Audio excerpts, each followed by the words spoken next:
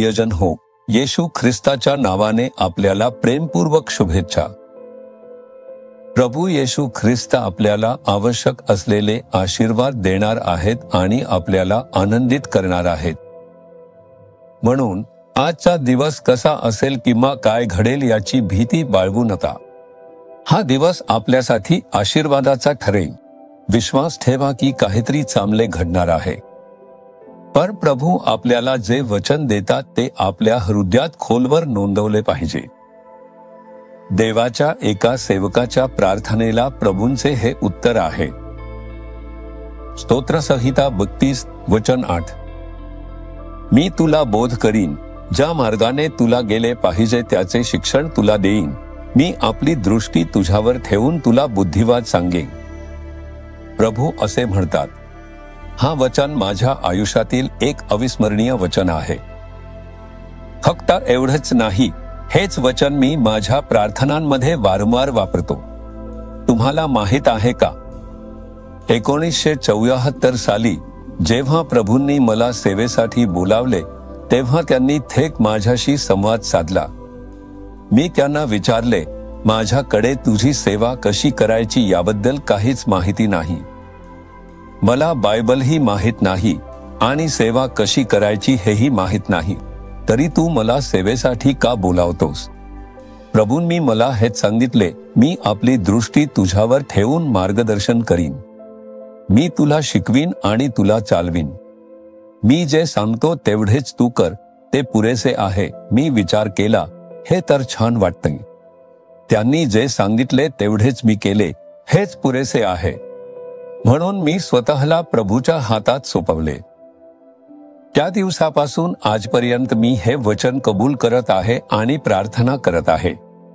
माझ्या प्रार्थना डायरीत 2 पाने आहेत। एक पान प्रार्थना मुद्द्यांसाठी आहे, दुसरे पान सल्लामसलतीसाठी आहे। प्रार्थना मुद्द्यांच्या पानावर मला प्रभूजवळ काय मागायचे आहे ते मी लिहितो। सल्लामसलतीच्या पानावर माझ्या सेवेसंबंधी किंवा वैयक्तिक बाबींमध्ये प्रभूकडून मला कोणते सल्ले घ्यायचे आहेत ते मी लिहायचो। मी लिहून ठेवायचो आणि विचारायचो, प्रभू याबद्दल मी काय करावे? मला सल्ला द्या। लोक मला विविध ठिकाणांहून सेवेसाठी आमंत्रित करतात। मी माझ्या डायरीकडे निर्णय घेत नाही। मी ते येशूच्या उपस्थितीत नेतो। ते मला इथे सेवेसाठी बोलवत आहेत। ते मला या देशात किंवा शहरात बोलवत आहेत। मला कुठे जावा, प्रतिसाद द्यावा। मी प्रार्थना केली, प्रभू उत्तर देतील। ते म्हणतील, इथे जा, ह्या देशात जा, आता या ठिकाणी जाऊ नकोस। तो मला सल्ला देईल। तुम्ही विचार करत असाल, प्रभू खरंच अशा प्रकारे बोलेल का? हो, तो बोलेल। तुम्ही व्यावसायिक असलात तरीही तो तुमच्याशी बोलेल। तुम्ही इट क्षेत्रात काम करणारे असलात तरी तो तुमच्याशी बोलेल। प्रभू सर्व गोष्टींबद्दल बोलेल। फक्त विश्वास ठेवा। मी असे करणारे अनेक लोक ओळखतो। मी एका भावाशी बोललो, जो व्यवसायात यशस्वी आहे। त्याला विचारले, तू तुझ्या वडिलांपेक्षा व्यवसायात इतका पुढे कसा जाऊ शकतोस? त्याने सांगितले, काका, मी देवाच्या उपस्थितीत थांबतो आणि प्रार्थना करतो। प्रभू जे सांगेल मी करतो। एक भाऊ जो व्यवसाय करतो, म्हणूनच मी यशस्वी होतो। म्हणून प्रभू जे सांगतो तेच करायला हवे। आपली सेवा असली तरीही स्वतः निर्णय घेता प्रभूची सल्ला मागितली तर तो आपल्याला मार्गदर्शन करेल। आज तुम्ही अनेक गोष्टींमध्ये गोंधळलेले आहात का? काय करावे हे कळत नाहीये का? कुटुंबात काही समस्या आहे, व्यवसायात संघर्ष आहे आणि काय करावे हे समजत नाही। कामात तणाव आहे आणि काय करावे हे कळत नाही। तुमच्या सेवेत पुढे कसे जायचे हेही कळत नाहीये, बरोबर ना?